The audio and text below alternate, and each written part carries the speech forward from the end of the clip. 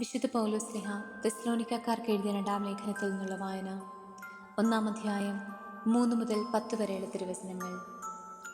നിങ്ങളുടെ വിശ്വാസം സമൃദ്ധമായി വളരുകയും നിങ്ങളേവരുടെയും പരസ്പര സ്നേഹം വർദ്ധിച്ചു വരികയും ചെയ്യുന്നതിനാൽ സഹോദരരെ, നിങ്ങൾക്ക് വേണ്ടി എപ്പോഴും ദൈവത്തിന് ഉചിതമാം വിധം നന്ദി പറയാൻ ഞങ്ങൾ കടപ്പെട്ടിരിക്കുന്നു.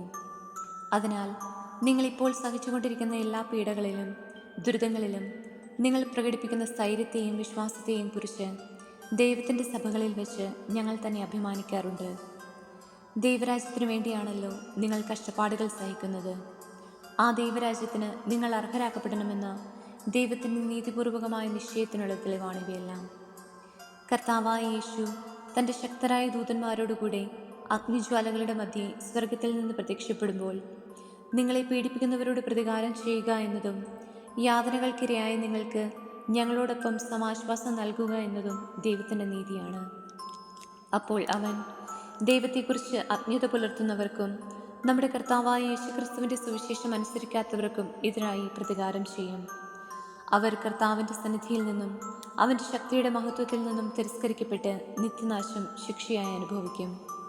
കർത്താവ് തൻ്റെ വിശുദ്ധരിൽ മഹത്വപ്പെടുന്നതിനും ഞങ്ങൾ നിങ്ങൾക്ക് നൽകിയ സാക്ഷി മുഖേന വിശ്വാസികളായവരിലൂടെ കീർത്തിക്കപ്പെടുന്നതിനുമായി ആ ദിവസം അവൻ വരുമ്പോൾ ഇത് സംഭവിക്കും.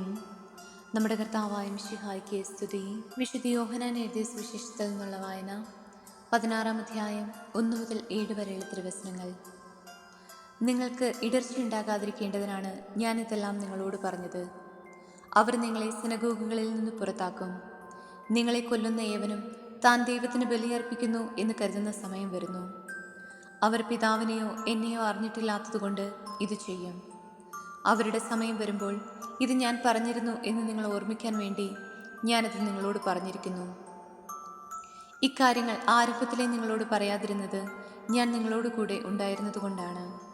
എന്നാൽ ഇപ്പോൾ ഞാൻ എന്നെ അയച്ചവൻ്റെ അടുക്കിലേക്ക് പോവുകയാണ്.